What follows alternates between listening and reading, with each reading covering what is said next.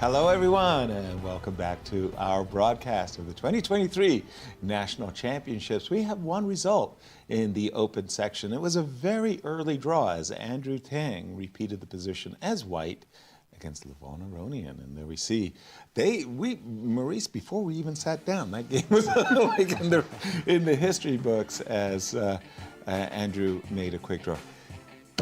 Maurice. Welcome. I mean, usually, dude, you're always on the show. Like, what? We miss you. Yeah, it's funny being here, new studio. I see the lights. I feel like lights are bouncing all off my head and stuff. in the great studio that's everywhere, but I'm happy to be here. How are you Great to be here with Katarina as well.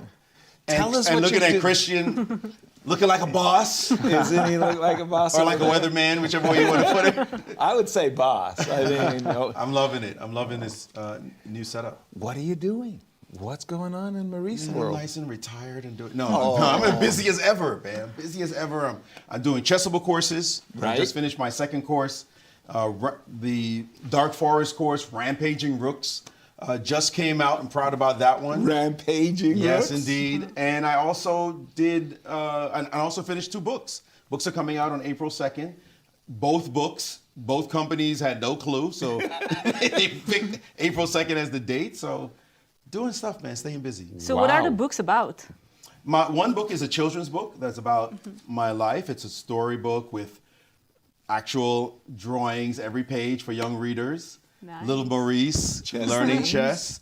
No, it's just about my life as a youngster, learning chess first in Jamaica, then in New York, then becoming eventually a grandmaster. Wow. So if you got your little kids who you want to tell a story about, that's one. And the other one is really the metaphoric connection between chess and life. Gary did a book that's similar many years ago, How Life Imitates Chess. Right. So it's that kind of book, but just more my twist on the story, on that concept. Fantastic. Wow. When you said I'm retired, I was like imagining your life in Miami. But then you said not really, and now you are busy. I've been super busy. I've been traveling a lot as well. The last 4 months, I've been to 11 countries. So it's definitely not the quiet life. Wow. It's been fun. That's what I can say. Dude, we have some incredible games going on. I know. I mean, you just It's came in the sick. studio. I mean- It's terrible timing on your part because check out this game of Ray Robson and give us your insight. Ray, with the rook lift, you know, you kind of see that stuff when you're attacking the king, Yeah, not man. when it's like this. But check this out. Mishra, he's just playing all the moves like this was appropriate. He knows what he's doing. And now check out this next move by Ray. You know it's preparation when in this chaotic position, they play a move like H4. Like, what? Does this remind you of your practice? I used to play like this all the time. Not. Let me tell you, Wow. watching this kind of chess, everything unmoored, pawn structure for black, what pawn structure? Come on. And coordination of the pieces. Who organizes your pieces like this? I mean, this looks like chess 960. Like, That's what I was Fisher Random. saying. This is absolute chaos on the board. Nobody could guess. And then the engine says, oh, it's all zeros. Zeros, Are baby. you joking? What are you talking Zeros. about? This is amazing. And I got to say, I did an article on Abimanyu when he was not yet a GM and he was trying to become a GM. And I talked to his family, the dedication that they had to chess ever since he was a young boy. I mean, he was learning chess as a 3-year-old and he was studying chess hours a day as a 6-year-old. Wow. Hours and hours. It's an extraordinary family story, not just the individual story, but him, his dad, his mom, the commitment with his sister as well. They're simply a brilliant family, but the work that they've put in, and now you're seeing it come to fruition. 14-year-old leading the U.S. Championship? Hello. What? Yeah. I mean, it's extraordinary. And after every game, he doesn't go rest. He reviews the game and gets improved concepts, ideas, what you could have done better. He's always about improving. I love his mindset. He may not win this championship, maybe not be ready yet. It's his debut. It's his debut. He's on, dude. What are you talking about? But winning the attitude is there. This is a champion in the making. By the Maurice, way- I mean, I can already feel the enthusiasm coming back. You probably watch our shows right now, going to a different country every single time, but do you miss being here in the studio with us? You know, I miss hanging out more than anything else. I mean, the crew is so fantastic.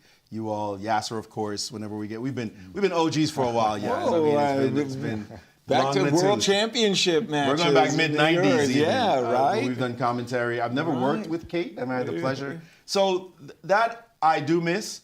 But I have to say, what I'm doing now, I'm having a lot of fun. I'm just challenges. It's not just a new challenge. It's just I get to travel. I get to write. I've always wanted to create content. I've been able to do that. I've done the Chessable courses. So that content, I've been sitting on content for years, and I finally get the opportunity to put it out there. And now I'm super excited that the world gets to see that. And I do my corporate speeches still and the like, but it's a different world. It's a different kind of You told this wonderful story the other day at dinner that you were composing a study and you knew that you were going to meet Dr. John Nunn, one of the great problem studiers. So it's like, oh, I'm going to tease him with my latest study. Tell the audience what. Yeah, that's the kind of stuff too that I've gotten into. I've been composing. That's you knew I'd be a puzzle composer. I've been composing quite a bit, and I always like to make Grandmaster suffer. That's my key job. Right. I show you a study and say, okay, try to solve this. As a player myself, a former player and a Grandmaster. But I showed one to Dr. Nunn that had fiddlers struggling and the GMs in the studio like, Maurice, get out of here with this study. And I showed Nunn, and within a minute he said, very, very interesting. Maybe I should try this move. Oh, there's a good defense though. Let's do this. And this, and this, and this, and this, and this, and this, and this. Bam! Entire solution in front of me. I was like, this is a huge study, though. Blew up my study. So I had to go back and get harder ones. I got some harder ones for John. Yeah, Dr. Nunn is quite the player. Quite the study solver. Let's talk about the U.S. Championship for a second. Look what we got. I want to ask you about one player. For the first couple of rounds, prime time has been Hans. Tell us about your reaction to his games. That crazy, I don't even remember how he called it, the triple shift. Tell us about twist. That. He did triple twist. Did you see he did that it with moment? 1 second. I did see it. I did see it. 1 second left on the clock. And there we have. I mean, the chess piece for itself, right? Yeah. Hans looks like a mad genius when he's playing. You don't know if he's serious or if he's pulling your tail. Right. The things that he says. Moment he looks like he's suffering, like right now in agony, and then in the next moment he's super cool, and he looks almost sometimes like he wants to just reach over and punch the guy in the face, right? Like he's just got that attitude about him, and those eyes. I mean, those eyes, those eyebrows. He's got the look of a potential mad scientist. But he's playing chess. Yeah. He's here to play chess. And the Good pressure chess, that's yeah. on him, given the history of what has happened to him, Right. It's insane for a young person like this to have to deal with everything that he's gone through. And then there's the love him or hate him, more people in the hate category than the love. But he's a story for chess right now. And everybody Love him or wants to hate say, him, you still have to watch him. your eyes are transfixed as what is going to happen next and what is really happening. I don't know how you play against him, frankly. Right. I mean, you're sitting there, people wondering, is there something nefarious going on?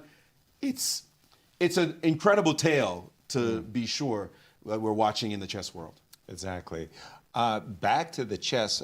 Quickly, Mishra has not moved since Ray Robson played h4. Mishra did everything. He moved his king all the way from f7 back over to the queen side. Now he's tanked.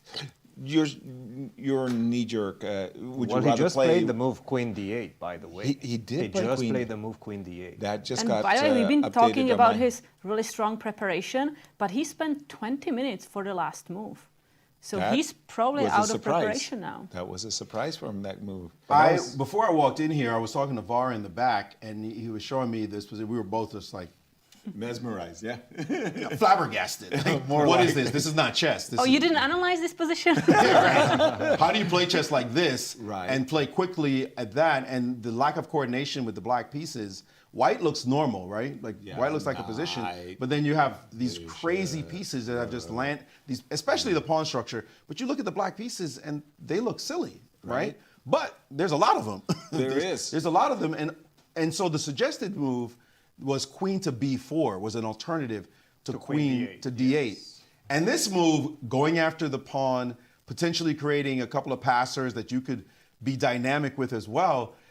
how do you play this move when your king side looks like stuff's going to happen to it any Right. second? And if you drop the G pawn somehow, then the H pawn is prepped And you're to move on the telling me board. Probably you you have wanna to take you the have to do pawn? something like rook f7 right now for white. Go Right. for the knight, and then the position absolutely goes bananas. You Exactly. take on b2, you take my knight, I go a3, a2, and try to get a queen Right. on the board. Right. But how do you calculate this? type of thing? And so when that was the choice between this move, queen b4, or queen d8, I said, how do you play queen b4? Yeah. Like, Right. how do you, You do don't. it? Like, You don't. You You play pick your queen hand d8. up and say, forget about the other side of the board. I'm just going to go straight all in, and you do your worst, especially with a rook landing on the 7th rank. And I just couldn't believe he would play queen You have to play b4 queen d8. in that position. Yeah. And the fact that he played queen d8 seems to me much more logical. Keep the queen in the sector and fight it out, duke it out with the connected pieces. He now has a3 potentially if the rook leaves to create a pass pawn. If the rook goes to the 7th, for example, he can play for a3 and then probably push the c pawn. But Check it out. I mean, think I now I don't know. understand H4. I now understand H4. Check it out. Give me your queen. Your queen slides Okay. over. Let's go. Give me your queen. I can also go to e7, by the way. I understand, but I kind of thought you wanted. You want to run, yes. Yeah. You want more. And let's say you go here. Let's say we got, and now I'm really happy I got my pawn on H4. Yeah, exactly. You got a runner. I got a runner. I mean, I don't know how far it's going up the board, but that's It doesn't look like it's Yeah. going to But fly I- down. But you got two I- passers as well. right. But I really wanted to get your opinion on the linear Dominguez versus Darush game. Yeah, you because guys that. bring me on when all these easy positions. No. I got the wrong. Sorry, Easy I to got the wrong- analyze. But what is? this one? I mean, And this we left it. Check this out. Are you ready for the? This is No, This I'm was not. crazy. This is crazy. So, Kate asked a very normal question here. The last move by Darush was knight d4 to f5. She asked Christian, what about queen f3? I want to win back my piece.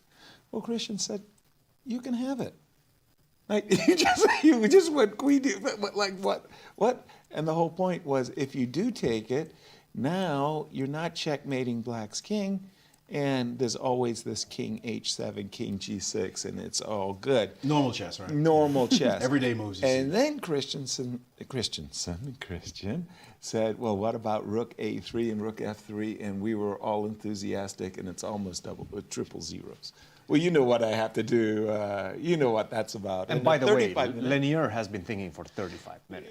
it's a big thing. big decision, I right? think this is precisely the kind of position that you want Lanier to be in if you're his opponent, if you're not lost. Right? Yeah, that's very important. Because you know Yeah, Lanier yeah. is going to sit there and think for a while and think more, and he's going to tank and tank. The problem is he's really good. Exactly. And he'll If come up with there's a- moves. If yeah. there's a good move, he'll probably find it. Right. So they're only what it looks like on move 18. Right. What is his time situation right now? Now, Move you're not 18, going to believe yes. this. We've been doing this for decades, but you're not going to believe this. But Lanier had 1 hour and 32 minutes after 18 moves. Lanier Dominguez? The time trouble. that's pretty king shocking. of time trouble. Now he's back to 54 minutes. Okay. This is a Here's normal his zone. time. You know, back to the normal zone. Leopard can't change his spots that easily. Sorry. That the is- world has been restored. that's what we would expect as we get from him. But this is a wild position. It's interesting that it's only wild because he sacked on G5. Right. Right? I mean, it's That was the that, earlier that's the main sacrifice point. right The fact is, it was already a sharp position to begin with. But the sacrifice followed by this bishop d5 genius idea, Right. followed by this, and now you just want to know what's actually going on. What And are the that's facts why when we you're down brought- material? That's why we brought you onto the show. Oh yeah, sure. I can illuminate all the variations in this line. This position is insane, and I think they're going to take some time trying to figure this out. Okay, last one then. Please. Wesley So. Wesley So versus This was more Sanders. normal.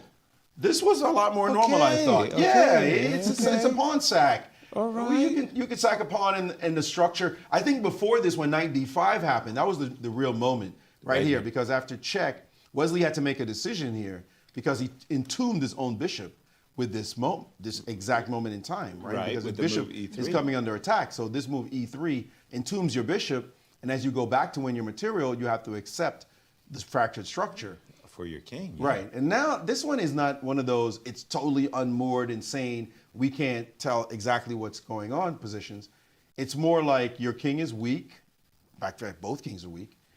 And can black untangle? And what you're Right. doing now is just searching for moves. How does black untangle? Because if black untangles, then it's plus a pawn. Okay, you might Right. give it back soon. But will you have the time? And Wesley's going to try to make sure that rook on h8 stays on h8, Right. never comes into the game. And if that happens, then white will win the game. Fantastic. Maurice, don't be a stranger. Come Come often. here. Come I'm not a often. stranger. I'm here. Come often is what I want to say. And good luck with all your projects, your chessable courses. Don't tell me that they're coming out soon, right?